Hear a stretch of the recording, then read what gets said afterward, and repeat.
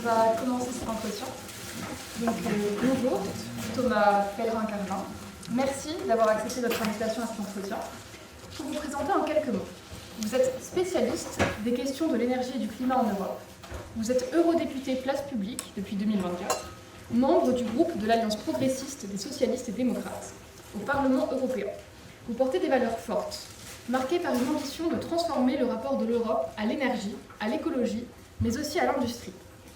Vous avez aussi été réserviste pour l'armée de terre, mais vos engagements principaux restent l'enseignement à Sciences Po et au Collège d'Europe, ainsi que la recherche, notamment au Centre d'énergie de l'Institut Jacques Delors et à l'Institute for Climate Economics. Vous avez donc un portrait aux multiples facettes qu'on vous laisse l'occasion de compléter si vous le souhaitez. Bonjour à toutes, bonjour à tous. Je suis très content d'être là avec vous. Je pourrais vous dire plein de trucs sur ma vie. J'adore les lentilles. Je trouve vraiment que la lentille est un élément de la nourriture qu'on n'utilise pas assez. Mon auteur préféré, c'est un auteur russo-ukrainien qui s'appelle Mikhail Bulgakov, mais pour être un peu plus sérieux. Un des éléments qui n'a pas été dit, mais qui me semble essentiel, c'est que, avant tout, moi je suis normand. J'ai grandi, vécu en Normandie. Je vois qu'il y a une personne. Tu viens d'où, Normandie ? De l'Orne, ok, super. Moi, je viens du Calvados. Et en fait, les hasards des choix de mes parents et de mes choix aussi ont fait que, tout en restant dans le département du Calvados, j'ai connu trois mondes très différents et qui sont en fait trois France assez différentes. Et le fait d'avoir vécu ça change le rapport à l'énergie, et en particulier quand il s'agit de mobilité. Moi, j'ai d'abord grandi au tout début dans un quartier de Caen qui s'appelle la Pierrezée, la PH. Et si vous étiez canet, vous fronceriez les sourcils. Pour juste vous donner un chiffre qui vous aide à comprendre ce qu'est la PH, le Pierrezée, c'est un quartier dans lequel le taux de pauvreté est 58%. Ensuite, j'ai aussi vécu un bout de ma vie avec mon père dans un village qui s'appelle Moutier-en-Cinglé.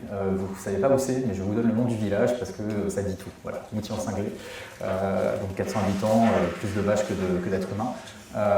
Et rapport au transport du coup qui est très différent, parce que quand vous êtes adolescent et que vous avez un petit copain, une petite copine, vous êtes obligé de demander à vos parents de vous conduire chez cette personne-là, c'est hyper relou. J'ai vécu aussi, et je vis à nouveau du coup dans un village qui s'appelle Éperon, et qui est un peu l'archétype du village périurbain, qui est un acteur de l'étalement urbain aussi, puisque quand j'ai commencé à y vivre et que j'étais gamin, il y avait à peu près 1400 habitants à Éperon. Là, on sera bientôt 5000. Et il y a des endroits que je connais qui étaient des champs et qui aujourd'hui sont des concessions automobiles qui vendent des jeeps, ce qui est un élément très matériel de l'évolution de notre monde. Que dire de plus ? Peut-être, oui, juste un truc. Pourquoi est-ce que je suis là devant vous ? Bon, déjà parce qu'on m'a invité, mais je suis là devant vous parce que je passe beaucoup de temps désormais à échanger avec des étudiants ingénieurs. J'étais il n'y a pas longtemps à l'Institut français du pétrole et des énergies nouvelles, à Royal-Malmaison, et j'étais hier soir avec vos homologues, si je puis dire, de Supélec, sur le plateau de Saclay. Je fais ça et je suis là devant vous, avec vous ce midi, parce que, en fait, il y a trois trucs. D'abord, le monde va mal. Deuxièmement, notre démocratie et notre liberté en danger. Je disais souvent, j'ai toujours l'habitude de dire, quand il y a des gens, des amis qui doivent faire un choix, je fais mais choisis ce que tu veux, et pour ça je dis mais t'es un homme libre dans un pays libre, ou t'es une femme libre dans un pays libre. Cette phrase-là, je peux la dire encore pour les 16 prochains mois, mais si Jordan Bardella est élu président de la République, je ne pourrais plus dire la partie libre de cette phrase. Et le troisième, en fait la raison pour laquelle je suis là, c'est parce que dans ce monde qui va mal, dans tous les défis environnementaux auxquels on fait face, dans cette démocratie et cette liberté qui est en danger, on a plus que jamais besoin que des citoyens qui ne sont pas les professionnels de la politique s'engagent dans la vie de la cité. Et il faut qu'il y ait plus de plombiers chauffagistes qui s'engagent dans la vie de la cité, il faut qu'il y ait plus d'avocats qui s'engagent dans la vie de la cité, mais il faut aussi qu'il y ait plus d'ingénieurs qui s'engagent dans la vie de la cité. Donc c'est pour ça que je suis très content d'avoir été invité et d'être avec vous ce midi. Merci beaucoup. Pour revenir sur votre parcours, on va commencer par une question sur le programme Europe de l'Institute for Climate Economics, un programme que vous avez dirigé. L'économie du climat, c'est un thème qui nous semble particulièrement intéressant puisque la lutte contre le dérèglement climatique, d'une part, et une économie en croissance, d'autre part, ça peut sembler assez incompatible. Donc, dans vos travaux de recherche, qu'avez-vous pu constater et ou découvrir ? Alors les travaux de l'Institut de l'économie pour le climat ne sont pas des grandes réflexions philosophiques sur la place du PIB dans la société. C'est des choses qui sont un chouïa plus terre à terre et pragmatiques. Mais je vais du coup vous répondre à cette question. Je dis juste que cette position-là, c'est juste ma position à moi. Je ne vais pas engager mon ancien labo de recherche. Fondamentalement, tout ce débat croissance-décroissance, c'est un débat qui, lié à l'écologie en tout cas, n'a absolument aucun sens. Pour moi, les gens qui parlent de croissance verte ont aussi, se trompent de la même manière que les gens qui parlent de croissance se trompent aussi. Pourquoi ? Parce que même si ces gens-là pensent être en désaccord, ils sont tous en accord sur un truc qui est implicite, c'est que le produit intérieur brut, le PIB, est une mesure pertinente. Si vous voulez creuser ça, je vous renvoie à une tribune qui est parue dans Le Monde en 2021, qui a fait d'ailleurs que je me suis engagé dans un parti politique qui s'appelle Place Publique, parce que cette tribune-là, elle a été publiée par une économiste qui est aussi la coprésidente de ce parti politique, qui s'appelle Aurore Laluc. Et ce que Aurore raconte dans cette tribune, je vais essayer de vous le résumer, mais en gros, le PIB, c'est un indicateur statistique. Cet indicateur statistique, il faut savoir pourquoi et par qui il a été créé, à quel moment. Cet indicateur statistique, il est créé dans les États-Unis des années 30. Ce qui se passe, c'est, vous savez, crise de 29, grande récession aux États-Unis, il y a des gens qui meurent de faim pendant qu'on brûle des oranges, Steinbeck, raisin de la colère, tout ça. Roosevelt arrive au pouvoir et il met en place ce qu'on appelait le New Deal. Mais en fait, le New Deal, ce n'est pas une politique. Il y a différentes vagues du New Deal.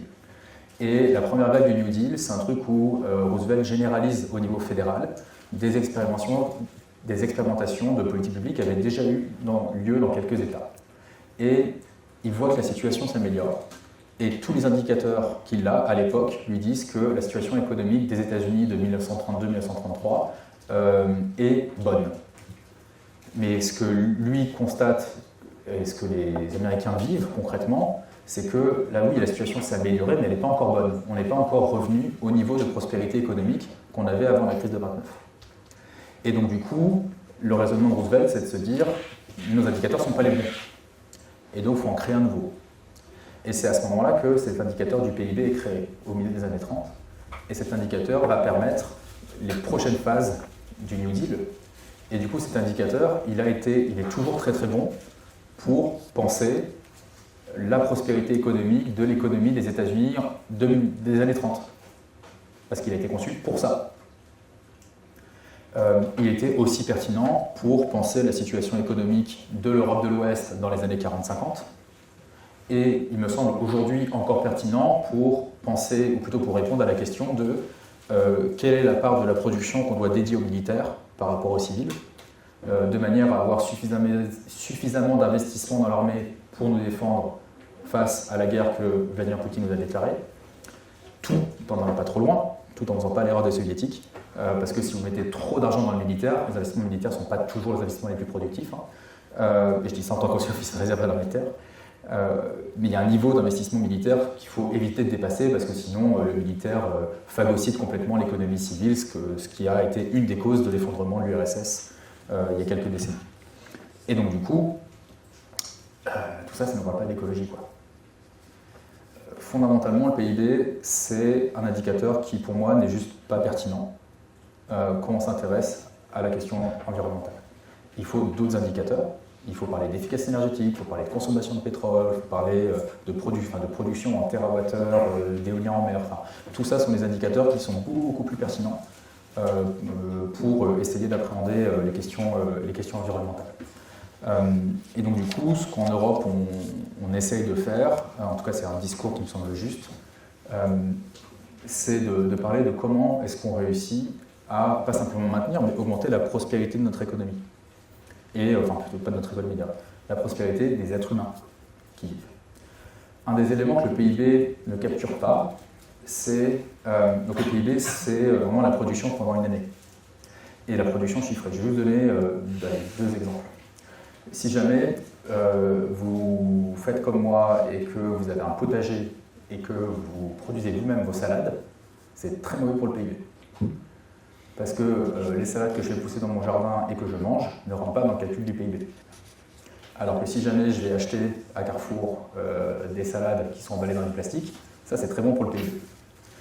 Suis-je moins prospère en mangeant ma propre salade qu'en étant allé acheter une salade au Carrefour? Non, en fait. Je suis même plus prospère d'avoir une salade gratuite, quasi gratuite, que j'ai fait pousser moi-même, et qui est meilleure, que la salade du Carrefour. Si jamais j'achète une voiture, le mieux pour le PIB, c'est que j'achète une voiture qui dure très peu longtemps. Parce que si j'achète une voiture et que cette voiture-là casse au bout de, admettons, 5 ans, c'est-à-dire que tous les 5 ans, je vais remettre 20 000, 30 000, 40 000 euros pour acheter une voiture. Si jamais j'achète une voiture qui coûte le même prix, mais qui dure 25 ans, très mauvaise nouvelle pour le PIB. Mais très bonne nouvelle pour ma prospérité. Et par ailleurs, très bonne nouvelle pour l'environnement, puisque la voiture égale, une voiture qui dure 25 ans, a un impact climatique et environnemental 5 fois moins qu'une voiture qui dure 5 ans. Donc là-dessus, je pense qu'il faut vraiment qu'on sorte de ces débats-là sur le PIB, parce que c'est un faux débat, et du coup, ça nous distrait des vraies questions. Merci pour votre réponse. Une idée importante que vous défendez sur votre site et que vous portez au Parlement européen, c'est celle de la réindustrialisation, donc que ce soit de la France ou de l'Europe. L'industrie, dans l'imaginaire collectif, ça repose sur une production à grande échelle de biens matériels, et donc ce sera un procédé dont il faut maximiser la productivité pour pouvoir être compétitif sur différents marchés.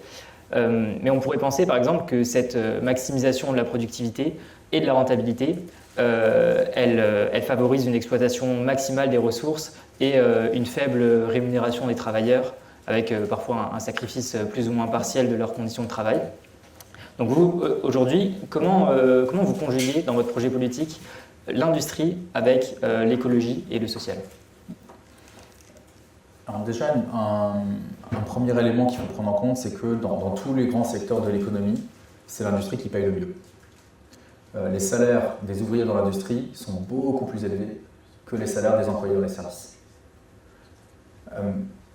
Là-dessus, pourquoi? Il y a deux raisons. Il y a une raison, on va dire, structurelle et une raison politique.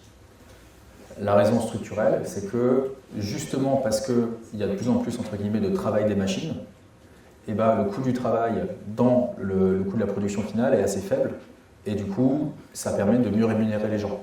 C'est plus facile d'avoir des salaires élevés dans une entreprise où les salaires représentent, je ne sais pas, 5% ou 10% du coût de production total, qu'une entreprise où les salaires représentent 90% ou 95% du coût de production total. Si vous prenez par exemple les services de ménage, le coût des salaires représente la quasi-totalité du coût d'un service de ménage. Si vous prenez par exemple le coût de la production d'une tonne d'acier, le coût des salaires, c'est peanuts, c'est vraiment pas grand-chose. J'ai eu l'occasion de visiter il y a quelques années l'usine de recyclage et de production d'aluminium qui à l'époque appartenait à Rio Tinto, c'est à côté de Dunkerque. Vous allez là-bas, il y avait à l'époque, je crois, quelques centaines de travailleurs, je ne sais plus si c'était 200 ou 300, mais pour faire de l'aluminium, il faut 1800 degrés, ils font ça avec de l'électricité, donc c'est la consommation électrique de la ville de Marseille. Et donc du coup, le coût de l'électricité est un coût de production mais incroyablement plus important que les salaires. Et donc dans l'industrie, ça paye mieux pour cette raison-là. Et la deuxième raison, c'est aussi parce que historiquement, et c'est une très bonne chose, les ouvriers et plus généralement tous les autres salariés de l'industrie sont beaucoup plus syndiqués. Et plus vous êtes syndiqués, plus les syndicats sont puissants, plus les salaires sont élevés, puisque tout simplement les travailleurs organisés ont plus de capacité à dire que dans la répartition de la valeur, il faut mettre un peu plus le curseur du côté des salaires que du côté des rachats d'actions ou des dividendes. Donc ça c'est pour le volet environnemental, vraiment réindustrialiser la France, c'est structurellement augmenter le pouvoir d'achat des Français parce que l'industrie paye mieux que les services. Le deuxième volet sur l'écologie, je pense qu'il y a deux raisonnements. Déjà, si on veut prendre au sérieux la question climatique, il faut qu'on soit capable de produire massivement, à grande échelle, tout un tas d'équipements dont on a besoin pour se substituer à nos équipements actuels qui consomment du pétrole et du gaz. Donc il faut produire massivement des pompes à chaleur, des chauffe-eau solaires, des batteries pour les véhicules électriques, etc. Et donc on ne peut pas réussir la transformation écologique si jamais on n'a pas une politique industrielle là-dessus. L'autre élément, c'est aussi que pour que l'industrie européenne soit compétitive par rapport aux industries non européennes, il faut voir quels sont nos avantages et nos inconvénients. Est-ce que l'industrie européenne réussira à bénéficier de plus de pétrole moins cher que l'industrie américaine? Non, jamais. Est-ce qu'on réussira à bénéficier de plus de cobalt raffiné que la Chine? Non, jamais. Et donc il y a des raisons géologiques et géopolitiques qui font qu'on ne peut pas être plus compétitif que la Chine, la Russie ou que les États-Unis si on base notre compétitivité sur l'économie d'extraction de ressources qu'on n'a pas chez nous, donc pétrole, gaz, etc. Si par contre on est capable, pour le volet énergie, par les énergies renouvelables, et pour le volet matière, par la sobriété, la réutilisation et le recyclage, si on est capable de faire ça, ben là en fait on peut devenir compétitif parce que le coût du vent en Europe est le même qu'aux États-Unis. Il est gratuit, le vent en tant que tel. Hein. Je parle juste, on ne rémunère pas le vent. Alors qu'on rémunère, techniquement on ne rémunère pas le pétrole, mais voilà. Et donc du coup, si on veut être capable de préserver notre industrie, si on veut être capable d'être une puissance industrielle, eh ben, on est obligé de prendre en sérieux les questions énergétiques et d'énergie renouvelable en particulier, d'efficacité énergétique et d'économie circulaire, parce que si on ne fait pas ça, tout simplement, eh ben, on joue sur un terrain sur lequel on est profondément désavantagé. Et un peu plus précisément, comment est-ce que vous articuleriez la compétitivité des petites et moyennes entreprises par rapport aux grosses entreprises? Parce que vous parlez par exemple des entreprises d'acier, on peut penser à ArcelorMittal, c'est pas du tout la même chose que les toutes petites entreprises qui doivent faire face à ces changements. Au même titre que vous disiez pour les transports qu'à la campagne, c'est pas du tout la même chose qu'en ville. Donc comment est-ce qu'on articule ces changements climatiques? Il n'y a pas que la taille qui compte. Pour les entreprises, honnêtement, moi, ça n'a jamais été un élément central dans les échanges que j'ai avec les différents chefs d'entreprise. L'élément central, ce n'est pas la taille de leur boîte, c'est avant tout leur secteur. C'est vraiment ça qui est central. Il y a des tas de grandes entreprises qui sont incapables ou qui n'ont aucune volonté de modifier leur modèle économique, en tout cas pour ce qui s'agit des questions environnementales. Là où il y en a des petites qui sont très très fortes là-dessus. Je vais peut-être vous répondre sur deux types de petites entreprises. Déjà, il y a petites entreprises, alors en français on appelle des jeunes pousses, mais que le président de la République appelle des startups. Ces entreprises-là, par définition, sont des petites entreprises au moins au début. Ces entreprises qui démarrent, enfin le schéma classique, que ce soit Neolith en France ou Skeleton Technologies en Estonie, c'est un chercheur qui a déposé un brevet sur une nouvelle techno, sur un nouveau processus de production, et qui, avec d'autres personnes, se lance dans la création d'une boîte qui, dont le modèle économique, c'est de perdre de l'argent pendant 10 ans, de manière à croître suffisamment pour disrupter un élément de marché. Donc Neolith, c'est sur la question du traitement des déchets. Skeleton Technologies, c'est sur la production des ultracapaciteurs, qui est un type de batterie très spécifique. Et si vous voulez, pour ces boîtes-là, la question environnementale, elle est vitale parce que c'est la raison d'être de leur modèle économique. Un monde dans lequel on ne prend pas au sérieux les questions climatiques ou les questions de traitement des déchets, et un monde dans lequel ni Neolith ni Skeleton Technologies ne peuvent exister.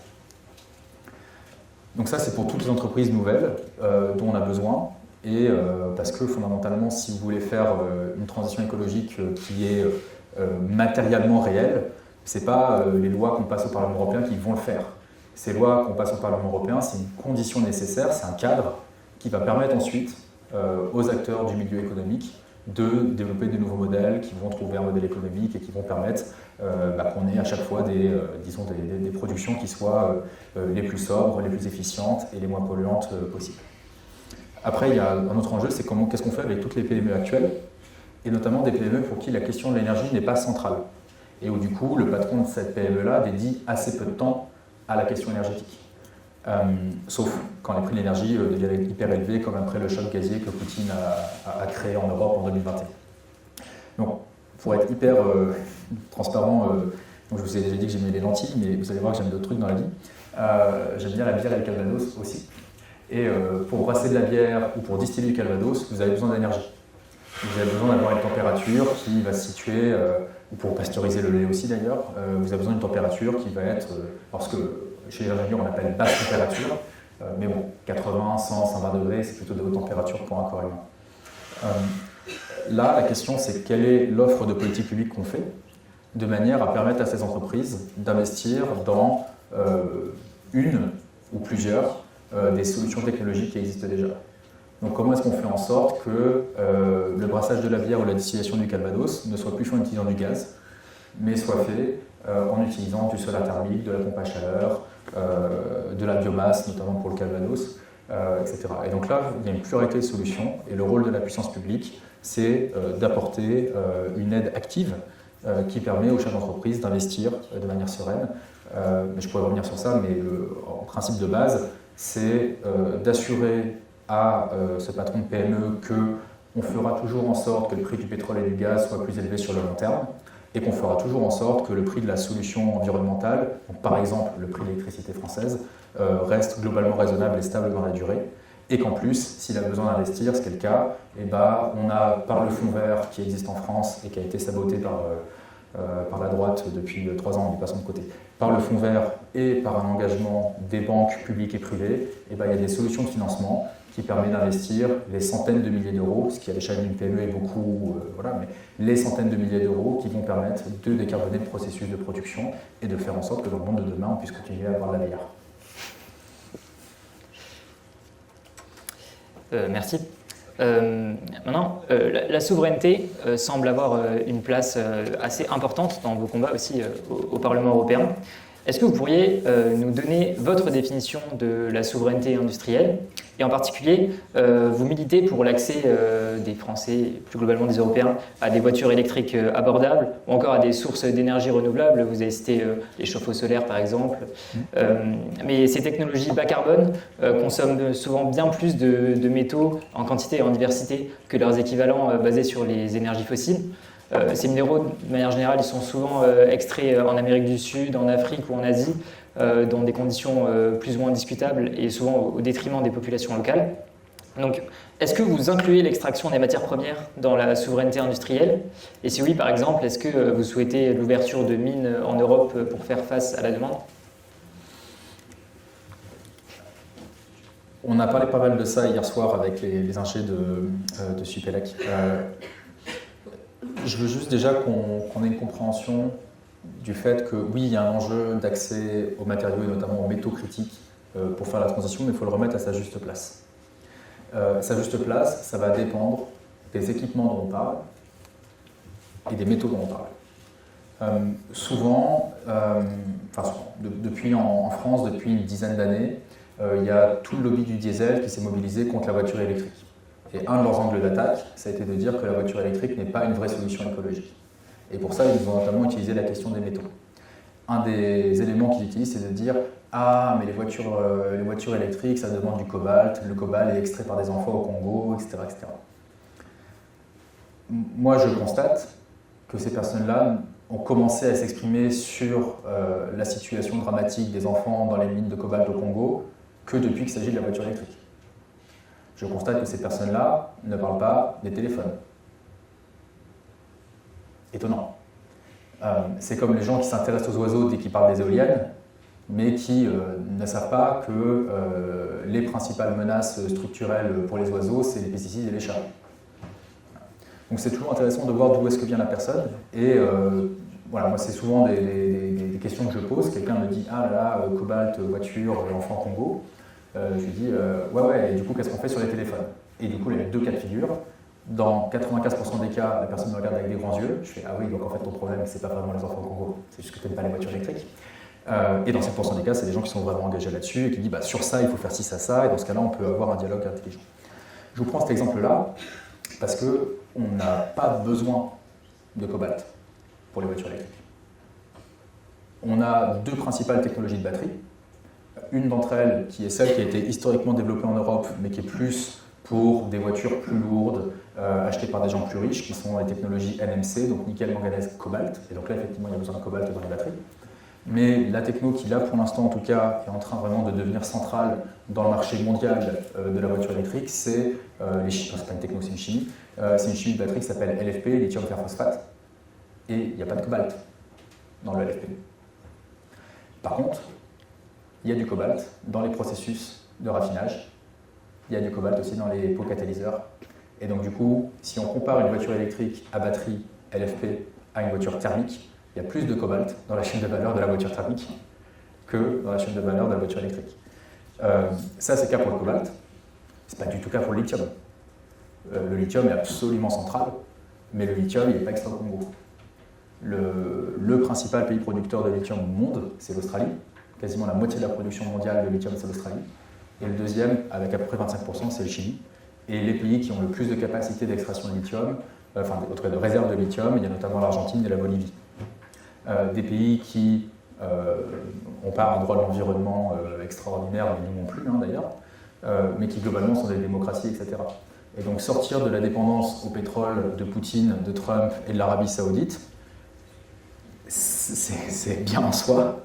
Et la question, c'est comment est-ce qu'on est capable d'ouvrir des mines chez nous, en Europe, quand il y a une volonté démocratique locale de le faire, quand on est capable de savoir qu'on est vraiment capable de limiter l'impact négatif sur l'environnement local. Et il faut faire ça, ça ne suffira pas, mais je pense que c'est une bonne idée d'ouvrir des mines en Europe. Et comment est-ce qu'on est capable d'avoir des relations d'investissement et de bénéfices mutuels avec les pays qui vont produire le lithium, donc le Chili et l'Australie par exemple. On a parlé international, rentrons désormais dans le vif de l'actualité.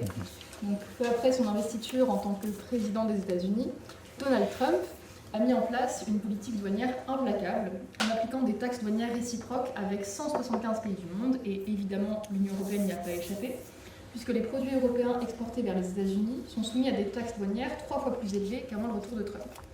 Plus récemment, depuis la capture de Nicolás Maduro par les forces armées américaines, Trump affirme de plus en plus sa convoitise pour le Groenland, encore récemment, et aujourd'hui, on ne sait pas jusqu'où les États-Unis seraient prêts à aller. Dans quelle mesure ce contexte tendu, et plus généralement l'atmosphère géopolitique internationale, affecte-t-elle votre travail au Parlement européen ? Alors la situation géopolitique dans laquelle on est affecte tellement mon travail au sein du Parlement européen que puisqu'on est enregistré, je vais préciser que tout ce que je vais dire là est sur la base de la situation le 23 janvier 2026 à 12h54, parce que des fois que ça change d'ici 5 minutes. Voilà. Blague à part. On vit dans un monde de brut. On a des gens qui... je ne cherche pas à psychologiser les choses à l'extrême, mais voilà, il est clair que Donald Trump souffre de narcissisme et est en train d'entamer un voyage vers la démence sénile. Pour Poutine, c'est d'autres enjeux, et Xi Jinping encore d'autres. Donc on vit dans un monde dans lequel on a des hommes, je souligne que ce ne sont que des hommes, qui sont dans une logique de prédation et qui ne connaissent comme limite que leur propre volonté. C'est ce qu'a dit officiellement Donald Trump. Là-dessus, la question qui se pose, c'est pas tellement ce qu'ils vont faire, en fait, on n'en sait rien. Je veux dire, personne ne sait ce que Trump va faire, même Trump ne sait pas ce qu'il va faire. La question qu'il faut se poser, c'est qu'est-ce que nous on fait ? Moi, une des choses qui me frustre dans le débat politique français, c'est qu'on passe un temps fou à perdre notre temps à savoir, à commenter l'actualité. Est-ce que Poutine va faire ça ? Est-ce que Trump va faire ça ? Machin. Je suis allé en Ukraine à plusieurs reprises, mais la dernière fois que j'étais en Ukraine avec Raphaël Glucksmann en février dernier. Ce qui me frappait dans les échanges qu'on a avec les Ukrainiens, c'est que quasiment aucun Ukrainien ne perd son temps à se poser des questions, à faire des plans sur la comète, de savoir si Poutine ou Trump il va faire ça. Le temps est une denrée précieuse, et donc il faut bien le consacrer. Et en vrai, on ne sait pas ce qu'ils vont faire. La question, c'est qu'est-ce que nous, on fait ? Et donc, par exemple, moi, j'étais très heureux quand Emmanuel Macron a fait le choix de donner l'ordre à l'armée française d'envoyer qu'un soldat français au Groenland. Par ailleurs, je ne connais pas ces soldats-là individuellement, mais je connais leurs unités, leur formation, puisque ma toute première formation militaire était au 13e bataillon de chasseurs alpins. Et donc, on a à peu près 6500 Français qui servent dans les troupes de montagne et qui sont formés pour se battre dans des conditions extrêmes, y compris des conditions de froid extrêmes comme le Groenland. Et donc là-dessus, on a une armée française qui répond à son contrat, qui est du coup d'avoir des forces qui sont aguerries pour pouvoir être déployées et être en mesure comme on dit dans l'armée, de mener des combats dans des conditions extrêmes. Et après, c'est aux politiques évidemment de choisir ce qu'il faut faire. Donc dans ce contexte-là, pour moi, il faut qu'on se pose la question de qu'est-ce qu'on fait. Ce que nous, sociodémocrates européens, on propose, c'est de faire un pacte de défense de la liberté européenne. La liberté européenne n'a jamais été autant menacée depuis 1945 qu'aujourd'hui. En tout cas pour nous en Europe de l'Ouest. Qu'est-ce qu'il faut qu'on fasse? Il y a plein d'enjeux à faire en matière de défense, très clairement. Il faut qu'on soit capable de repousser une attaque militaire contre notre territoire, mais aussi contre nos communications maritimes. Et pour ça, il faut investir dans l'industrie de l'armement. Il faut aussi, pour gagner une guerre, il faut des forces matérielles et des forces morales. Donc il faut investir dans nos forces matérielles, notre capacité à produire en France des obus, par exemple. Et il faut investir dans nos forces morales. Et ça, c'est peut-être ce qui est le plus problématique. Je ne suis pas trop inquiet de la capacité des Français à trouver en eux-mêmes les forces morales en tout cas, si une guerre a lieu. Je suis plus inquiet dans la capacité de l'élite politique à trouver les forces morales. Un livre que j'ai lu et qui m'a beaucoup marqué, et que je vous encourage à lire si vous le souhaitez, c'est L'étrange défaite. L'étrange défaite, c'est un livre de Marc Bloch. Marc Bloch, c'est quelqu'un que j'aime beaucoup pour 1000 raisons. Déjà parce qu'il est historien, et je trouve que les historiens apportent beaucoup de choses à notre compréhension des phénomènes du monde. Marc Bloch, il est historien, c'est aussi un militaire. Il a servi dans la Première et la Seconde Guerre mondiale. Et durant la Seconde Guerre mondiale, il a servi, il avait plus de 50 ans, il avait 4 enfants, voilà. Mais il a servi dans le service des essences des armées. Et donc il a lui-même une compréhension énergétique aussi des phénomènes guerriers. Pourquoi est-ce que je vous parle de Marc Bloch? Je ne sais plus. Mais la question, c'est qu'est-ce que nous on fait? Marc Bloch, dans L'étrange défaite, il explique, il écrit ça pendant quelques mois après la défaite de juin 40, et il explique que la défaite, c'est avant tout l'effondrement moral des chefs. Du chef militaire, le général Gamelin, et des chefs politiques, qui du coup se retrouvent à voter les pleins pouvoirs au maréchal Pétain, et toute la droite française de l'époque a voté pour Pétain. La gauche est un peu plus divisée, heureusement. Donc ce qu'il nous faut, c'est aussi une régénération de nos forces morales. Et je suis désolé de dire ça, mais je pense qu'il faut le dire aujourd'hui. Si on s'était vu il y a 10 ans, je ne vous aurais pas mis ce fardeau sur vos épaules de jeunes étudiants, mais le monde il y a 10 ans n'est plus le monde d'aujourd'hui. Dans le monde d'aujourd'hui, il faut être très clair, si aucun d'entre nous n'est prêt à mourir pour la liberté, nous allons tous mourir en dictature. Très bien, merci. Toujours sur l'actualité, mais un sujet peut-être un peu moins sombre. Donc l'actualité brûlante sur le Mercosur n'a sûrement échappé à personne ici. Pour rappel, il s'agit d'un traité de libre-échange qui prévoit la suppression ou en tout cas une grande réduction des droits de douane sur des secteurs clés de l'Union européenne. Donc, par exemple, les voitures et les pièces détachées, les produits chimiques et pharmaceutiques ou les machines à l'import vers l'UE, et réciproquement sur la viande, le riz, le sucre notamment, à l'export. Il y a 2 jours, à 10 mois près, l'accord a été renvoyé par les députés européens devant la Cour de justice européenne, ce qui a mis le processus d'adoption en suspens. Que pensez-vous des accords de libre-échange à cette échelle entre continents? Et comment vous expliquez que cet accord, qui peut sembler totalement à contre-courant des efforts écologiques, fait à ce point consensus auprès des chefs d'État européens? Il y a des moments dans l'histoire où en fait on continue à agir parce que, c'est un peu le cas aussi sur l'énergie d'ailleurs, à quel moment est-ce qu'on a eu cette idéologie du libre-échange qui a amené à commencer à ratifier, en tout cas à vouloir négocier des accords comme l'accord avec le Mercosur? C'était il y a 30 ans.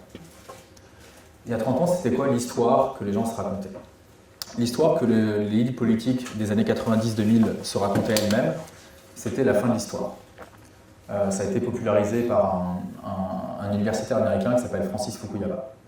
Et à cette époque-là, l'idée c'était de dire il y a eu un grand affrontement entre l'économie de marché capitaliste et l'économie de planification soviétique, et l'économie de marché capitaliste a gagné, ce qui était le cas à la fin des années 80, début des années 90, et désormais c'est la fin de l'histoire.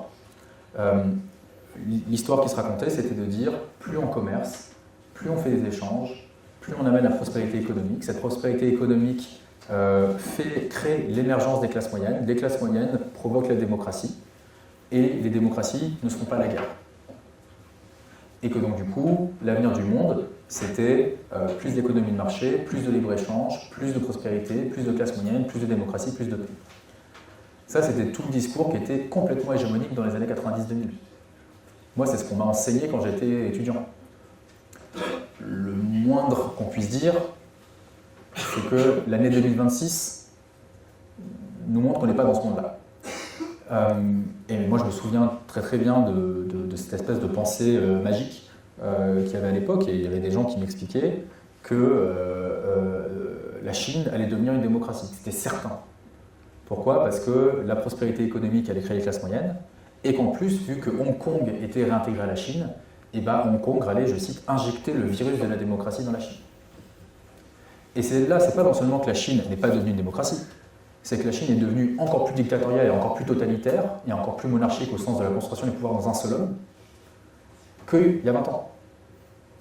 Parce que c'est pour la première fois depuis Mao Tse-tung qu'on a un chef de l'État chinois à vie. C'était pas le cas avant. Il y avait une forme de rotation du pouvoir. C'était toujours une dictature implacable qui faisait un génocide sur les Ouïghours. Enfin, voilà. Mais il y avait une rotation du pouvoir. Là, Xi Jinping, il a changé les choses pour être président à vie de la Chine.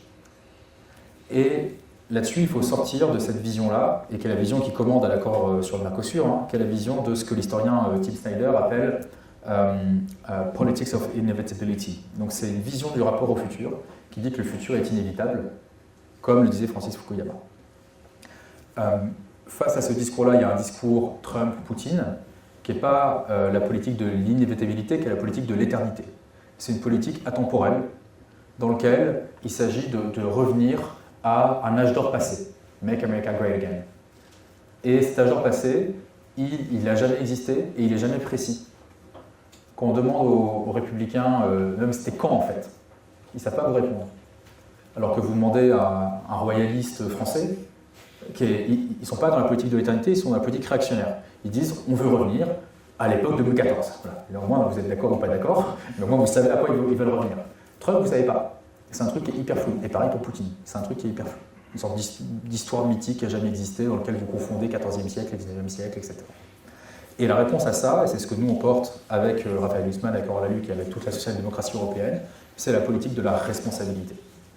Nous, aujourd'hui, en janvier 2026, nous sommes tous, à notre échelle, responsables des choix qu'on fait dans le présent, et donc responsables du futur que ces choix vont créer. Et dans ce cadre-là, vouloir faire un accord de libre-échange avec le Mercosur qui implique qu'on va soumettre nos agriculteurs à une concurrence déloyale, c'est pas une bonne idée.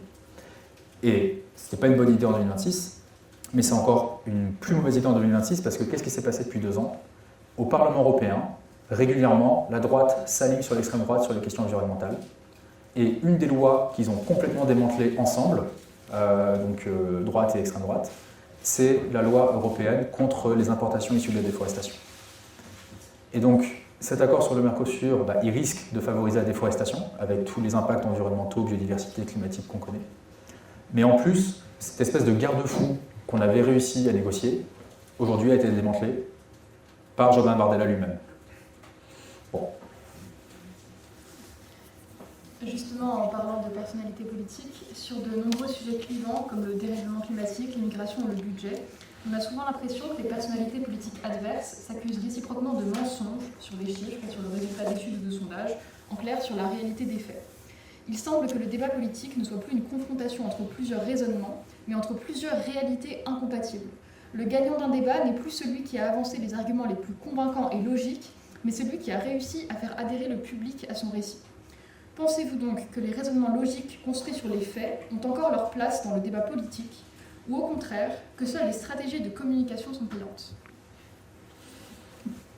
Je pense déjà qu'il ne faut pas nous-mêmes nous raconter une sorte de mythe de l'âge d'or. Il n'y a pas eu un âge d'or de la démocratie où on avait une sorte de rêve d'ingénieur, où tout était mis en équation et par la logique on prenait les bonnes décisions. Ça n'a jamais existé. Lorsque la droite allemande donne le pouvoir à Adolf Hitler en janvier 1933, il n'y a pas un raisonnement logique parfaitement éthéré qui font que oui, ils sont vraiment convaincus que le problème de l'Allemagne c'est le complot juif, etc., etc. Il y a plein d'éléments qui rentrent en compte. Et si ça vous intéresse, c'est le dernier livre de l'historien Johan Chapoutot, qui explique beaucoup d'éléments qui rentrent en ligne de compte, dont des éléments de quasi-corruption au sens judiciaire du terme, d'élites politiques qui détournent de l'argent public, ce qui était le cas du fils du président de la République allemande, de la République de Weimar en 1933. Pour revenir sur ce qu'il faut faire, en tout cas ce qui me semble, en tout cas ce que moi j'essaye de faire en tant que député européen élu dans un pays qui est démocratique et que j'aimerais voir continuer à prospérer comme étant une démocratie, il faut évidemment un raisonnement logique. Une des raisons pour lesquelles j'ai envie qu'il y ait plus d'ingénieurs en politique, c'est pour ça. Moi, je me retrouve au Parlement européen à subir le lobby du diesel qui m'explique que l'avenir de la voiture, c'est les électrocarburants. Et donc moi, je suis là, je vois dans quel monde est-ce que l'allocation de térawattheures d'électricité est plus intelligent en passant par la voie des électrocarburants qu'en passant par la voie de la batterie. Et donc, il suffit d'avoir quelques connaissances de base en termes de conversion et en termes de voie de la thermodynamique pour savoir que ça ne va pas se passer comme ça. Donc, avoir des gens qui sont capables de logique, ça pourrait nous éviter de perdre du temps sur des sujets débiles. Et penser que l'avenir de la voiture, c'est les e-fuels, les électrocarburants, ça n'a juste aucun sens. Parce qu'en ordre de grandeur, ça coûte 3 fois plus cher et ça demande 3 fois plus d'électricité de passer par la voie des électrocarburants que de passer par la voie où en fait l'électricité elle est directement envoyée dans une batterie. Donc ça c'est pour le volet logique, mais si on s'arrête là, ça ne fonctionne pas. Enfin, je veux dire, là le Parlement européen et la Commission européenne sont en train de démanteler, enfin le Parlement européen, la droite européenne est en train de démanteler tout ce règlement européen qui favorise le passage à l'électrique. Et ils le font en ayant une communication très intéressante. La communication du PPE, donc le PPE c'est le Parti populaire européen, c'est la première famille politique européenne, c'est la droite européenne.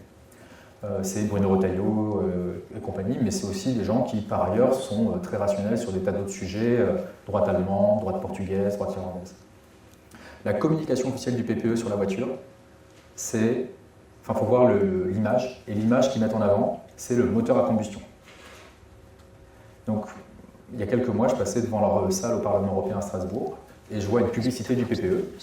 Et la publicité, c'est juste une photo d'un moteur à combustion. Et j'avoue que je pensais jamais voir ça de ma vie. Voilà, c'était la première fois de ma vie que je voyais une pub pour le moteur à combustion. C'est même pas pour la voiture, c'est vraiment pour le moteur à combustion spécifiquement, qui est un objet technologique hyper intéressant. Mais du coup, il y a toute une question des émotions qui sont mobilisées. Et l'émotion qui est mobilisée par cette communication-là, c'est la nostalgie. Un peu comme si, enfin je veux dire, investir dans le moteur à combustion aujourd'hui, enfin plutôt, je vais reformuler ça. Dire que l'avenir de la voiture c'est le moteur à combustion, c'est aussi intelligent que dans les années 90, dire que l'avenir du numérique c'est le Minitel. Juste que c'est pas le cas. C'est là pour le coup le choix technologique il est fait. Une des émotions qui est mobilisée par l'extrême droite, c'est une émotion de la haine de l'écologie. J'entends des gens qui me disent faut revenir au moteur à combustion parce que le passage électrique ça a été juste fait pour faire plaisir à Greta Thunberg. J'ai vraiment entendu ça au Parlement européen. Et je suis en mode enfin non, vraiment, je vous assure. J'espère que Greta Thunberg est heureuse, mais c'est pas ma principale préoccupation dans la vie. Donc voilà, donc l'émotion qui est mobilisée c'est de la haine. Comment est-ce que nous on peut avoir des émotions qui mobilisent? Historiquement, beaucoup de gens issus du mouvement de l'écologie politique ont utilisé la peur. Et je pense que la peur est une émotion qui est utile tant que cette peur est rationnelle et tant que cette peur nous amène à l'action. Et donc, avoir un petit peu peur, ça peut être utile pour nous mettre en mouvement, mais si on a trop peur, et vous le savez si vous avez des expériences comme ça dans votre vie, quand on a trop peur, on ne fait rien. On gèle. Et donc, il faut mobiliser autre chose. Moi, il y a deux émotions que je pense qu'il faut mobiliser. D'abord, la joie. Moi, je suis heureux de manger des lentilles. Je sais que par ailleurs, c'est très bon pour l'environnement de manger des protéines végétales et c'est très bon pour la santé humaine aussi. Et donc, je pense qu'il faut aussi mobiliser la joie, à la fois les joies individuelles et les joies collectives. Je pense aussi qu'il faut mobiliser la fierté. Moi, je vais vous dire un truc là, je vais vous démontrer que je ne suis pas un homme politique professionnel. Moi, j'aime les éoliennes. Quand je vois une éolienne, je suis fier d'être français. Je suis fier d'être français parce que je sais que cette énergie éolienne-là, elle participe à la souveraineté nationale, elle participe à notre souveraineté énergétique, elle participe à la défense de la liberté française et à la liberté dans le monde. Et donc du coup, ce sentiment de fierté, je pense qu'il faut le mobiliser. Et moi, j'espère que, et j'en ai rencontré, je sais que c'est le cas, moi, quand j'entends des gens qui me disent moi, ce que je veux faire de ma vie, c'est faire un CAP, BEP, plombier chauffagiste pour installer des pompes à chaleur, moi, je suis fier que des gens fassent ça. Parce que eux aussi, à leur échelle, vont participer à la souveraineté énergétique, vont participer à la transition écologique, vont participer à la préservation de la liberté des Français, mais du reste du monde.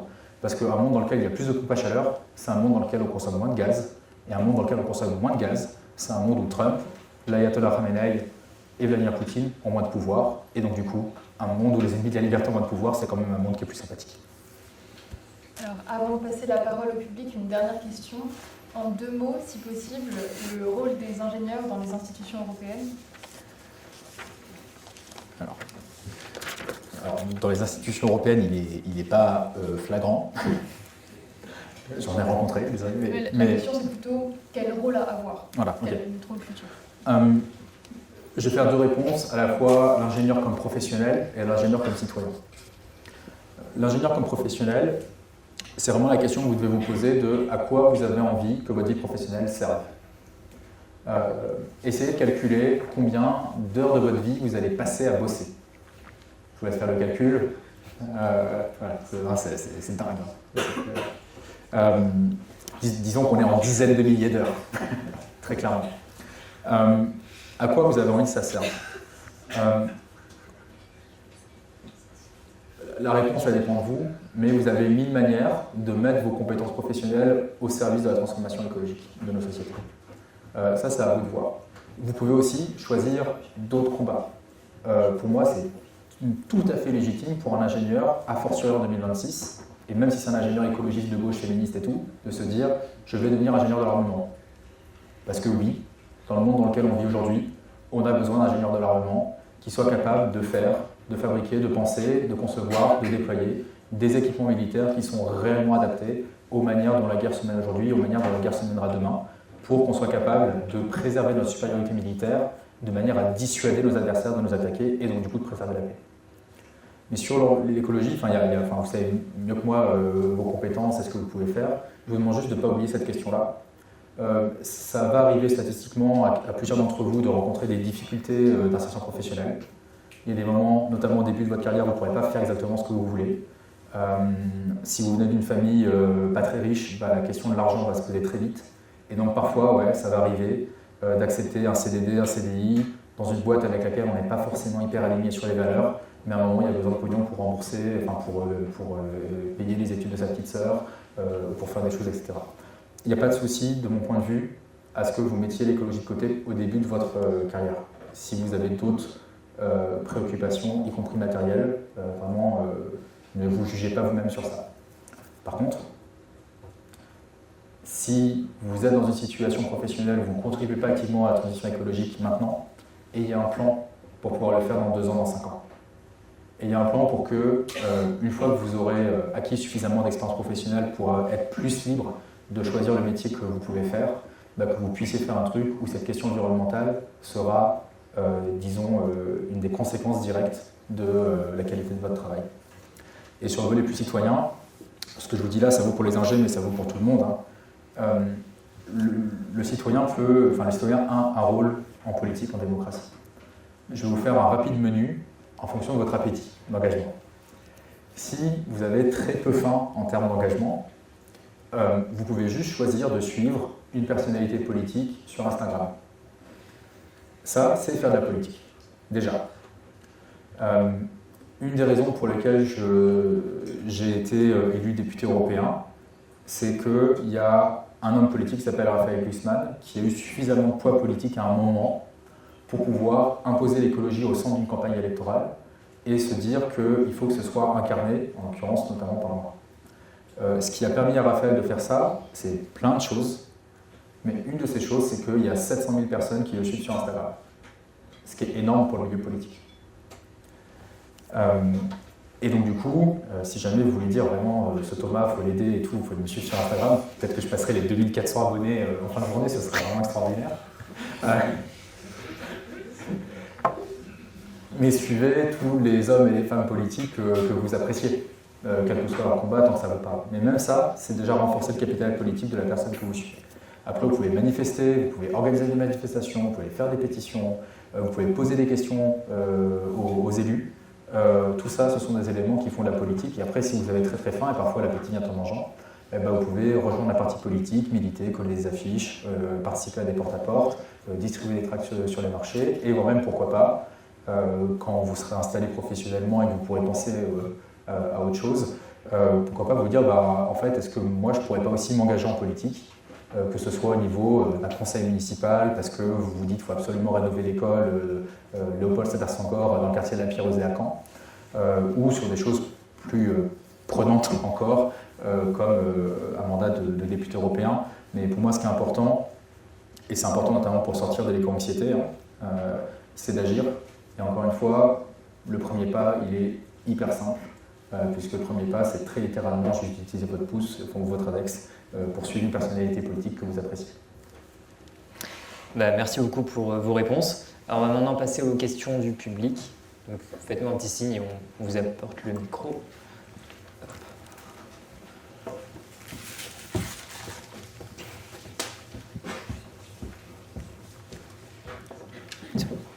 Bonjour, merci beaucoup pour votre intervention. Vous avez beaucoup parlé des menaces extérieures qui pèsent sur la liberté européenne, Trump, Poutine, la Chine, l'Iran. Mais est-ce qu'une des menaces aussi qui pèsent sur la liberté et la démocratie européenne, elle ne vient pas de l'intérieur, avec l'individualisation de la société, la baisse du niveau éducatif, le fait que les gens se replient de plus en plus sur eux-mêmes et ne font plus peuple? Est-ce que c'est pas ça aussi la vraie menace, qui est que les populations ne croient plus en cet idéal de liberté et de démocratie? Alors je dirais oui, parce que les éléments que vous mentionnez nourrissent le vote pour Jordan Bardella, qui est aujourd'hui la principale menace intérieure pour la démocratie en France. Donc très clairement. Néanmoins, il y a un lien entre menace intérieure et menace extérieure. Donc je vous l'ai dit, Poutine nous a déclaré la guerre à nous, civilisation européenne. Et dans le même temps, Donald Trump, la stratégie nationale de sécurité des États-Unis, dit que l'Europe est, je cite, en effacement civilisationnel. C'est le terme officiel qu'ils ont utilisé. Comment est-ce que Trump et Poutine cherchent à vaincre la liberté française? Il y a plein de manières de le faire. Poutine sait qu'il ne peut pas vaincre la France militairement. Son armée n'arrive même pas à prendre Pokrovsk en Ukraine, alors que Pokrovsk est assiégé par les Russes. Enfin, assiégé. Pokrovsk est un objectif militaire de l'armée russe depuis 2014, c'est 12 ans. 12 ans. Et en 12 ans, ils ont fait 80 km. Donc d'ici à ce qu'ils arrivent à Paris, néanmoins, c'est leur projet. Le projet officiel des diplomates russes, c'est un article qui a été traduit récemment par la revue Le Continent, c'est, je cite, « Tout brûler jusqu'à la Manche ». Fin de citation. Pardon, ok, je vois que c'est nouveau pour vous, donc je vais prendre un peu de temps pour dézoomer là-dessus. Le régime politique russe actuel est un régime de gangsters, de criminels, mais aussi d'idéologues. Vladimir Poutine adhère et cite activement un penseur, on va l'appeler comme ça, russe qui s'appelle Ivan Ilyin. Ivan Ilyin, c'est un mec qui a écrit surtout dans les années 1920, 1930, 1940, 1950. Et la pensée d'Ivan Ilyin appartient à une famille philosophique très singulière qu'on appelle le fascisme chrétien. Il est fasciste au sens où il considère plein de choses, mais notamment il considère que la violence est une bonne chose. Une des grandes différences entre Poutine et nous, c'est que nous, on pense tous que la guerre c'est mal. Et après, il y a des gens qui pensent que la guerre c'est tellement mal qu'il vaut mieux vivre dans l'esclavage que dans la guerre. Et après, il y a des gens comme moi qui pensent que la guerre est malheureusement parfois un mal nécessaire pour préserver la liberté. Mais on pense tous que la guerre c'est mal. Les fascistes, et Poutine de ce point de vue-là en est un, pensent que la guerre c'est bien. Ils pensent que la violence régénère les forces morales de la nation. Ils pensent que ça permet aussi de faire une sélection naturelle des gens et que les meilleurs réussissent à surmonter et à survivre à la guerre. Donc Ivan Ilyin, il pense ça, c'est le côté fasciste. Et le côté chrétien, c'est un chrétien très singulier parce que c'est un chrétien qui pense que Dieu peut se tromper. Et que Dieu s'est trompé une fois en créant l'être humain. En créant l'être humain, il a créé le péché, je vous fais la version courte. Et Dieu s'est rendu compte qu'il a créé le péché en créant l'être humain, et du coup, pour corriger son erreur, il a donné à une nation, la nation russe, la mission divine d'expurger le péché de la terre. Je résume un peu, mais c'est pas beaucoup plus complexe que ça, la pensée d'Ivan Ilin. Et Poutine est tellement fan d'Ivan Ilin qu'il l'a popularisé. Personne en Russie connaissait Ivan Ilin dans les années 90, maintenant il enseigne à l'école. Et parmi les acteurs dans le monde russe qui vont intervenir face à des lycéens, il y a des soldats russes qui sont très littéralement des nazis, au sens où ils disent eux-mêmes qu'ils sont nazis. Il y a un article récemment sur une de ces personnes-là publié dans le Monde. Donc le projet de Poutine, c'est ça. Et le rapport au temps, c'est pas du tout notre rapport au temps. Nous, on est une société qui est hyper court-termiste. L'élite russe, donc là je cite les propos de Sergueï Karaganov, Sergueï Karaganov considère que la Russie se défend en Ukraine contre la guerre que l'Europe nous mène depuis 500 ans. Donc Sergueï Karaganov, pour lui, les chevaliers teutoniques, le royaume de Suède, Napoléon Bonaparte, Adolf Hitler, c'est un immense complot des Européens depuis un demi-millénaire pour détruire la nation russe. Et il en est convaincu. C'est comme ça qu'il voit le monde. Et donc du coup, néanmoins, ils sont conscients de leur faiblesse militaire. Et ce qui a été appelé en Occident la doctrine Gerasimov, c'est la manière russe de gagner la guerre. Et la manière russe de gagner la guerre, c'est 20% d'actions militaires pour 80% d'actions non militaires. Et la manière dont la Russie peut encore gagner la guerre qu'elle a déclenchée contre l'Ukraine et contre l'Europe, c'est en faisant en sorte que la France et l'Allemagne trahissent l'Ukraine. Et donc du coup, c'est possible que le 14 juillet 2027, il y ait des chars russes qui défilent à Paris. C'est une vraie possibilité.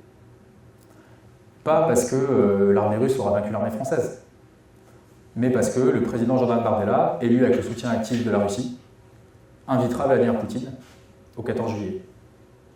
Et ce que je vous dis là, je le pense depuis 3 ans, ça aurait pu être, et c'est devenu moins science-fiction, depuis que Donald Trump a accueilli Vladimir Poutine aux États-Unis, en Alaska, lui a littéralement déroulé le tapis rouge et l'a littéralement applaudi pendant que Vladimir Poutine descendait d'avion. Et donc, c'est là le lien entre la menace intérieure et la menace extérieure. Et dans notre histoire, il faut quand même le rappeler, les moments où le peuple français a été trahi par son élite politique sont souvent des moments où l'élite politique était d'extrême droite. C'est Louis XVI qui s'enfuit à Varennes au moment de la Révolution, et c'est évidemment Pétain qui collabore, et Laval, qui collabore avec les nazis et qui trahit la nation. Et donc du coup, dans ce contexte-là, malheureusement, c'est devenu une seule et même menace. Et une des choses qu'on peut faire pour préserver la liberté en France sont liées à la politique interne, mais si on réussissait à investir suffisamment dans la révolution énergétique pour que le pétrole et le gaz ne représentent plus rien économiquement, donc ça évidemment c'est un projet mondial, alors pas que français, et ben on priverait Poutine des moyens économiques de financer le Rassemblement national, mais aussi de gagner la guerre et de défendre son projet politique. Bonjour, merci pour votre présence et pour votre intervention. Désolé, je vais changer un peu de sujet, partir sur l'énergie. Ouais. Je voulais savoir quelle était votre vision, votre position, aussi bien de vous, de votre parti, et aussi au Parlement européen, sur le nucléaire, comment ça s'articule avec la souveraineté, la réindustrialisation et les problèmes d'extraction de matière. Merci. Alors, au niveau européen, moi, ma mission de député européen, c'est de faire en sorte que chaque peuple européen puisse réussir sa transition énergétique. Et donc, du coup, dans toutes les lois que je contribue à faire adopter au Parlement européen, moi, je veux que ces lois-là permettent à la fois à des nations qui font le choix souverain de développer le nucléaire, de réussir leur transition énergétique avec du nucléaire. C'est le choix slovaque, c'est le choix polonais, c'est le choix français, c'est le choix de la Belgique aussi, etc. Mais je veux aussi que ces politiques publiques-là permettent aux nations qui ont choisi de sortir du nucléaire de réussir leur transition énergétique sans nucléaire. C'est le cas de l'Allemagne, c'est le cas de l'Autriche, c'est le cas du Luxembourg, c'est le cas d'autres pays en Europe. Donc ça, c'est pour le niveau européen, et en fait, c'est tout à fait faisable. Par contre, ça demande une prise en compte des points de vue et pro-nucléaires et anti-nucléaires sur des sujets comme le sujet dont on débat au Parlement européen, comme les réseaux électriques. Après, pour le niveau français, ce que nous, on porte à Place Publique, c'est un programme de réindustrialisation, un programme de lutte contre le dérèglement climatique, et donc un programme qui, évidemment, a une dimension pro-nucléaire. on n'est pas pro-nucléaire comme les tarés du Rassemblement national qui disent des trucs complètement éclatés avec lesquels n'importe quel ingénieur du nucléaire est en désaccord. Parce que ce qui motive le soutien nucléaire chez le Rassemblement national, c'est de dire le nucléaire est la solution technologique miracle qui va nous permettre de faire aucun effort sur la sobriété, la rénovation des bâtiments et les énergies renouvelables. J'ai pas regardé la dernière fois, mais peut-être ils changent de programme énergétique tous les ans, donc je ne sais plus quelle version j'ai regardé la dernière fois. Mais la dernière fois que j'avais consacré du temps à ça, ils voulaient construire 25 réacteurs nucléaires d'ici 2050. Oui, voilà, pour les gens les ingénieurs ont rigolé, parce qu'en fait, quand on est ingénieur, on sait que c'est genre éclaté de penser qu'on peut construire 25 réacteurs d'ici 2050. Même EDF dit 14, et même les voies du nucléaire, qui est encore plus pro-nucléaire qu'EDF, où ça existe, disent ouais, je pense que 14, on peut faire plus, peut-être on peut faire 16. Mais 25, voilà. Mais là où ils sont cohérents, le RN, c'est qu'en tout cas une partie des gens du RN disent oui, mais on fera ça avec des centrales nucléaires russes et chinoises. Ok. Où est la souveraineté là-dedans? Mais vu que de toute façon, c'est pas des patriotes, c'est des traites à la patrie qui veulent globalement transformer la France en vassal de la Russie et de la Chine. Donc au moins, ils ont une forme de cohérence géopolitique dans leur projet, quoi. Donc nous, c'est pas du tout notre position. Notre position, elle est sur deux éléments pour la question du nucléaire. Le premier, c'est de prolonger la durée de vie des centrales nucléaires tant que les ingénieurs de sûreté nucléaire regroupés au sein de deux agences indépendantes, ASN et IRSN, nous disent que c'est OK. Et ça, je suis très inquiet de ce que fait Emmanuel Macron sur la fusion ASN et IRSN, qui met un vrai risque de contrôle politique sur le travail des ingénieurs de sûreté nucléaire. Et moi, je veux que les ingénieurs de sûreté nucléaire restent indépendants, parce qu'il ne faut pas faire confiance aux politiques sur ça, sur ce sujet précis. Par contre, il faut faire confiance aux ingénieurs de l'ASN. Donc ça, c'est pour le nucléaire existant. Et pour le nouveau nucléaire, on est en train d'élaborer une position plus fine. La position actuelle de Place Publique, c'est de dire qu'il faut construire, je cite, quelques nouveaux réacteurs, donc des formats EPR2. Après quelques, ça laisse... voilà, donc on est en train de voir exactement quel serait le juste milieu. Et tout ça se pense dans un bouquet énergétique qui met la priorité sur la sobriété, l'efficacité des énergies renouvelables. Et donc le nucléaire qu'on pense, c'est vraiment un nucléaire dont on a besoin parce qu'on veut électrifier les usages. Et donc du coup, on consommera moins d'énergie, mais plus d'électricité dans la France de 2050 qu'aujourd'hui. Et ce nucléaire-là, il est pensé vraiment en complément des énergies renouvelables, ce qui amène, y compris en termes d'ingénierie, de penser à un nucléaire plus flexible, avec une capacité de production plus variable. Pourquoi pas avec aussi une brique de stockage de chaleur au niveau de la centrale, pour avoir un nucléaire qui en fait n'est pas en concurrence avec les énergies renouvelables, mais nous permet surtout d'accomplir l'objectif prioritaire qui est de nous débarrasser du pétrole et du gaz, et notamment du gaz dans le système électrique. Très bien. Ouais. J'avais une question. Suite au récent discours de Zelensky au Forum économique mondial et un discours de Claude Malhuret au Sénat, il évoque notamment le contresens historique de l'Europe sur les 30 dernières années. Ces deux discours ont renforcé ma conviction qu'il fallait travailler, qu'il fallait œuvrer à une fédéralisation de l'Europe. Et donc je voulais avoir votre avis. Est-ce que vous avez une vision de l'Europe fédérale? Si oui, comment travailler à cette vision?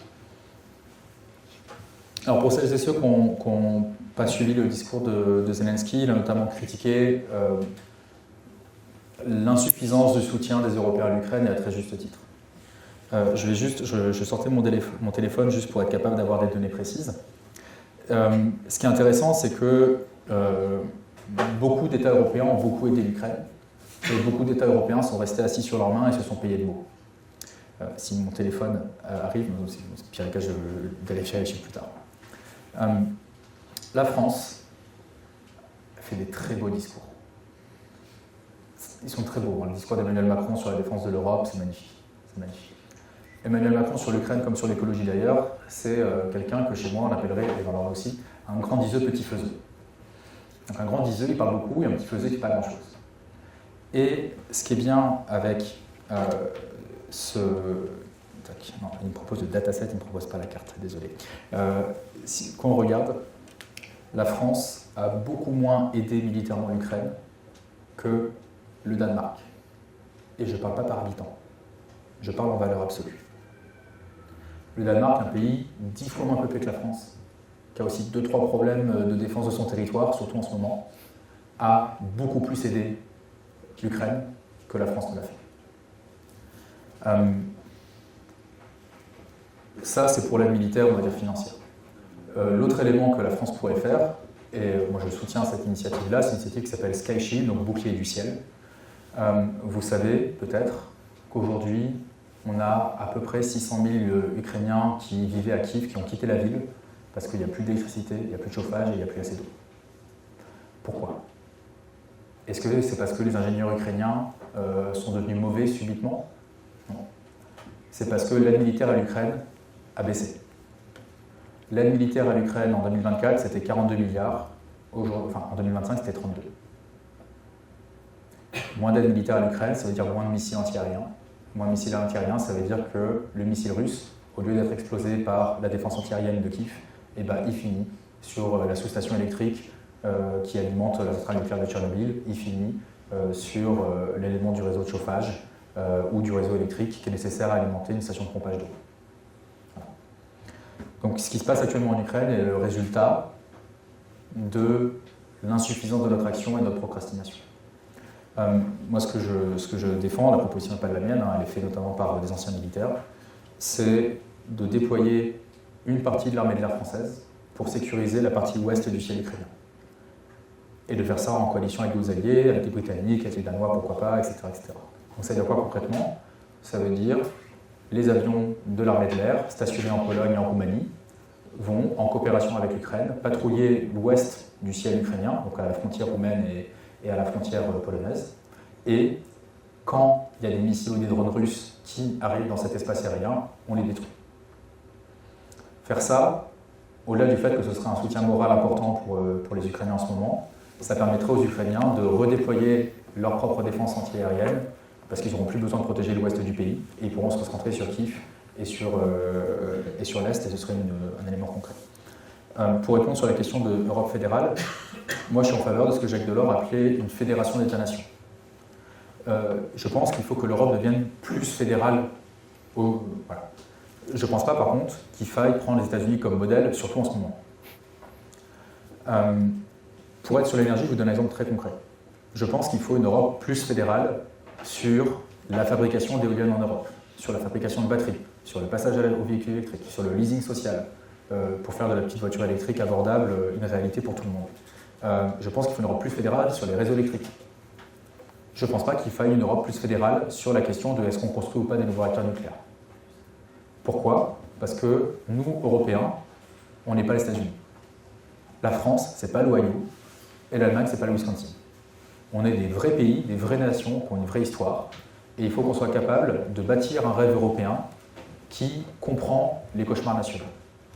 Et en Allemagne, il y a un cauchemar sur la question du nucléaire, et il faut juste l'accepter.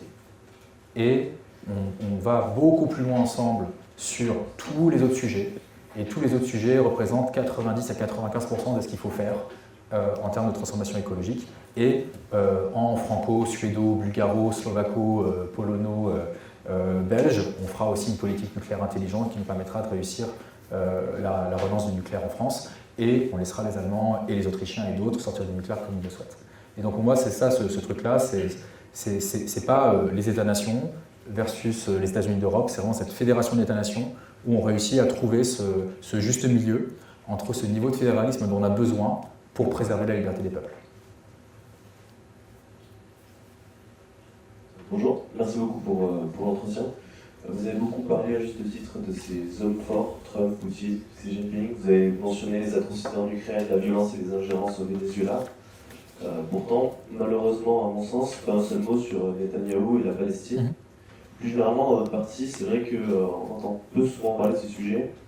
Le 19 octobre 2024, Raphaël Glucksmann, le Parlement européen, a voté contre l'appellation de crime de guerre de ce qui se passe en Israël. C'est un choix politique. À la place publique, vous refusez également le terme de génocide. Certains parlent de double standard. Qu'est-ce que vous pensez de cela et qu'est-ce que vous avez à dire à ce sujet? Merci pour votre question, elle est fondamentale. La raison pour laquelle je parlais de ce monde de brutes avec Poutine, Xi Jinping et Trump, c'est parce que notre sujet est l'énergie et que du coup, il y a une dimension énergétique qui est centrale. ce qui se passe au Moyen-Orient depuis les décennies, et en particulier depuis le 7 octobre, est central d'un point de vue humain, etc. Juste la dimension énergétique n'est pas là, et je vois que vous acquiescez à ça, donc c'est pour ça que voilà, si on m'avait invité sur la question de la place de l'Europe et des royaumes dans le monde, évidemment la question de Gaza aurait été centrale. Donc, les éléments que vous dites, en fait, il faut comprendre ça. Il y a un parti politique en France qui s'appelle la France Insoumise qui a décidé d'attaquer Place Publique et Raphaël Glucksmann sur cet angle-là, et pour ça, il dépose des amendements au Parlement européen qui sont des amendements irrecevables. Voilà. Moi, ce que je vous encourage à faire, c'est à aller, par exemple, sur le compte Instagram de Raphaël Glucksmann et de voir les moments où il parle de ça et de vous faire votre propre avis, plutôt que, je ne sais pas si c'est ce que vous faites là, mais je sais d'autres personnes, parfois, répètent juste les éléments de langage de la France Insoumise, qui est un parti politique très bien organisé sur les réseaux sociaux. Ce qui se passe est évidemment un crime de guerre, on l'a déjà dit à plein de fois, et Raphaël a même parlé de risque de génocide, pour être très clair. Là-dessus, il faut aussi, moi ce qui me frustre un peu, c'est qu'il y a beaucoup de gens qui s'arrêtent au mot. Notre rôle, c'est pas simplement, enfin, faut pas dire ce qui se passe là-bas est catastrophique, point final. La question, encore une fois, comme pour l'Ukraine, c'est qu'est-ce qu'on fait? Donc nous, ce qu'on a demandé et obtenu, enfin plein de choses, je vais juste donner un exemple, on a obtenu le fait que les fonds européens de recherche, Horizon Europe, ne financent plus des entités israéliennes, ce qui est une forme de sanction économique.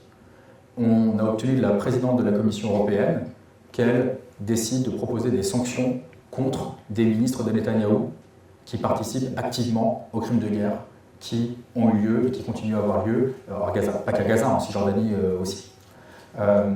Et on dit aussi, parce que, en fait, pour nous, notre compas, si vous voulez, c'est qu'une vie humaine est une vie humaine.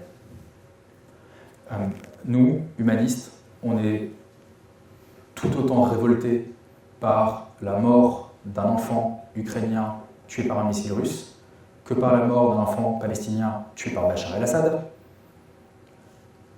Si vous trouvez des gens de la France Insoumise qui ont critiqué Bachar el-Assad parce qu'il a tué des Palestiniens, vous me le dites. Je pense que ces gens-là existent, j'en ai pas lu beaucoup dans ma vie. Que la mort d'un enfant palestinien tué par l'armée israélienne, que ce soit en Cisjordanie ou à Gaza, que la mort d'un enfant israélien tué par l'attaque terroriste du Hamas lors du 7 octobre. C'est ça notre leitmotiv. On ne fait pas ce que font malheureusement une partie du spectre politique français, qui consiste à ne s'émouvoir qu'en fonction de la nationalité, de la religion ou de l'origine de l'agresseur. Nous, on est toujours du côté des victimes. Donc là, ce qu'il faut faire, clairement, c'est de suspendre l'accord d'association entre l'Union européenne et Israël, c'est clair et net. Plus généralement, je vais dézoomer, mais en fait, ce qu'il faut faire, c'est mettre une pression économique maximale pour que le gouvernement Netanyahou ne puisse plus continuer cette politique-là. Et après, il faudra un travail extraordinaire pour que nous, à notre échelle, on soit capable de soutenir les acteurs qui, et en Israël et en Palestine, combattent pour la paix. Parce qu'en vrai, cette guerre-là qui dure depuis les années 40, voire avant, elle est souvent présentée comme étant une guerre israélo-palestinienne, ou israélo-arabe, ce qui est en partie vrai. Mais c'est aussi une guerre interne. C'est une guerre entre les extrémistes des deux camps, qui sont ensemble, et ceux qui, dans les deux camps, sont pour la paix. Nous, il y a 2 ans, au Parlement européen, on avait proposé de donner le prix Sakharov, qui est un prix européen de défense des droits de l'homme, à une association, à 2 associations de maires, MERE, pour la paix. Une israélienne et une palestinienne, 2 associations qui coopèrent ensemble. La droite européenne a choisi de donner le prix Sakharov à d'autres acteurs, bon, c'est OK, qui sont des gens bien par ailleurs, mais voilà, nous on voulait porter ce message politique-là. Pourquoi est-ce que je vous dis ça? Parce que Netanyahou soutient le Hamas. Il y a eu un moment où vraiment le monde, en tout cas cette partie-là de notre monde, aurait pu prendre un tournant, c'est le milieu des années 90, les accords d'Oslo, où on a du côté tant d'Israël que de l'autorité palestinienne, des anciens chefs de guerre, Yitzhak Rabin et Yasser Arafat, qui tous les deux choisissent de faire la paix. Qu'est-ce qui va saboter ça? Du côté de Yasser Arafat, du côté palestinien, ce qui va saboter ça, c'est la reprise des attentats par le Hamas. Parce que le Hamas n'est pas dans une logique de paix. Le Hamas est dans une logique de guerre totale, y compris de guerre contre l'autorité palestinienne.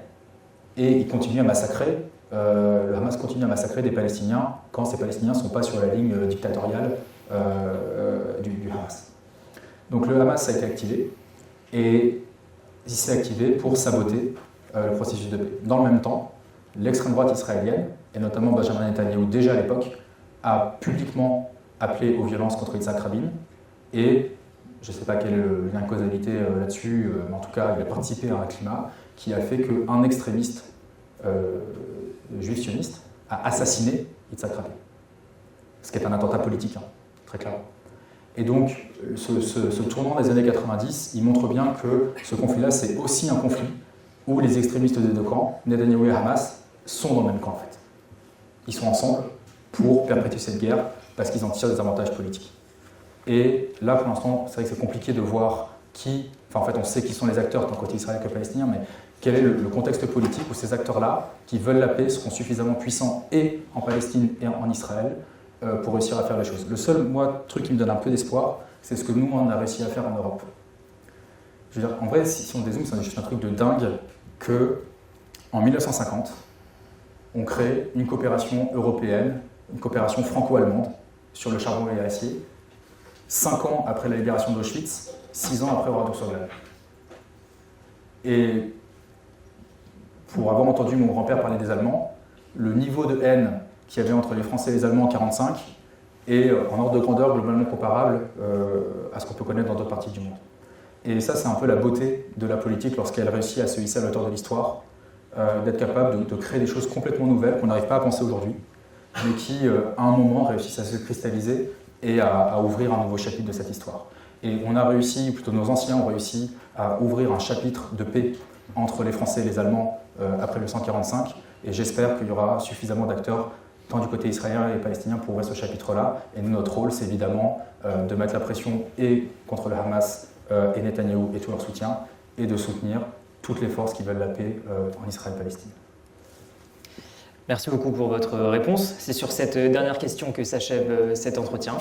On vous remercie beaucoup, Thomas Pellerin, de nous avoir fait l'honneur de votre venue et d'avoir accepté de partager avec nous votre expérience de chercheur et d'eurodéputé, et aussi vos idées et vos réflexions sur tous ces sujets au cœur de l'actualité qui nous concernent tous. On vous souhaite un bon retour à Strasbourg ou en Normandie. Et encore une fois, merci beaucoup d'avoir accepté notre invitation. Merci à vous.